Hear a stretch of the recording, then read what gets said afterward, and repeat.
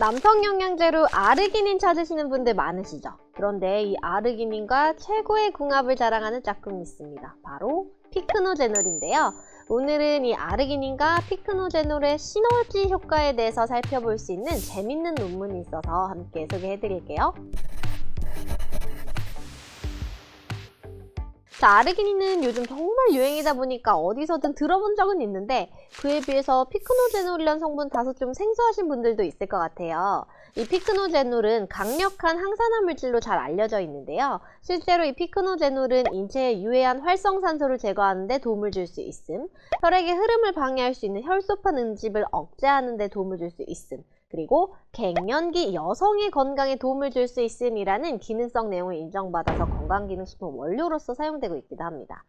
자, 함께 볼 연구는요. 2003년 발표된 연구 논문으로 이 25세에서 45세의 지난 3개월간 단독 애정관계를 최소 6개월 이상 유지하고 있는 파트너와 자발적인 성적 자극을 통해 관계를 가지는 데 있어서 적절한 발기를 달성하지 못했던 경험이 있는 남성 중 기질적 발기부전을 진단받지 않은 사람을 대상으로 이 아르기닌 단독 그리고 아르기닌과 피크노제놀 복합제의 섭취로 이 발기능의 개선을 보였는지를 확인한 연구입니다.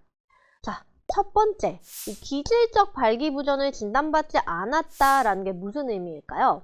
보면 우리가 이 발기부전에도 여러 가지 원인이 있을 수 있죠. 그래서 뭐 동맥경화와 같이 혈관 질환이 있는 경우라던가 아니면 당뇨, 합병증이나 혹은 외상 등으로 인해서 이 신경이 손상된 경우도 있을 수 있고요. 또 호르몬의 문제로 인한 발기부전일 수도 있죠. 자, 이렇게 특정 원인이나 질환으로 인한 이 발기부전을 우리가 기질적 발기부전이라고 볼 수 있는데요. 따라서 이 발기부전 경험이 있지만 기질적 발기부전으로 진단되지 않았다라고 하는 것은 이 신체적인 손상이 아니라 대부분 심리적 원인으로 인한 발기부전인 경우를 포함했다라고 보시면 되겠습니다. 자, 또 두 번째 포인트는 이 단독 애정 관계를 최소 6개월 이상 유지하고 있는 파트너와 자발적인이라는 조건은요. 이런 심리적 위축 원인이 파트너나 주변 환경이나 혹은 분위기와 같은 이런 외부 조건에 의한 부분임을 좀 최소화하기 위한 조건이라고 볼 수 있겠죠. 그래서 이렇게 모집된 실험자들을 대상으로 이 첫 달에는 아르기닌 단독으로 1700mg을, 그리고 둘째 달에는 아르기닌 1700mg에 피크노제놀 40mg씩을 하루 2번, 그래서 하루에 총 80mg의 피크노제놀을 함께 섭취하게 하였고요. 셋째 달에는 이 피크노제놀의 복용을 하루 3번으로 늘려서 아르기닌 1700mg에 피크노제놀 120mg을 함께 섭취하게 해서 이 매달 성기능과 관련된 설문지 그리고 성행위 일지를 확인하여 평가를 하게 됩니다. 자, 그래서 결과를 한번 볼까요? 자, 정상적인 발기를 경험했다고 응답한 응답자가 이 아르기닌만 단독으로 먹은 한 달 뒤에는 5% 정도에 해당하는 반면 이 피크노제놀 80mg과 함께 복용한 둘째 달부터는 80%로 급격하게 증가했고요. 마지막 120mg을 복용한 군에서는 92.5%가 이 정상적인 발기를 경험했다라고 이야기합니다. 자, 실질적으로 발기가 이루어질 때까지 걸린 시간에 대해서도 보았는데요. 이 평균 시간이 아르기닌만 섭취한 첫째 달에서는 10분 내외라고 하면 피크노제놀 80mg을 함께 섭취한 둘째 달은 4분 내외로 줄어들었고요. 이 피크노제놀 120mg과 함께 섭취한 셋째 달은 2분 내외로 더 줄어든 것을 확인할 수 있죠. 한편 이 발기 평균 지속 시간은요. 이 첫째 달에는 2분이었던 것이 둘째 달에는 4분, 셋째 달에는 15분까지 증가된 것을 보이는데요. 자, 그런데 보통 우리가 이 아르기닌 자체도 혈관을 확장시켜서 발기에 도움이 된다 이렇게 알려져 있는데 왜 이 연구에서는 아르기닌 단독으로 섭취한 경우에 효과가 미미했을까요? 그 이유는 바로 용량에 있습니다.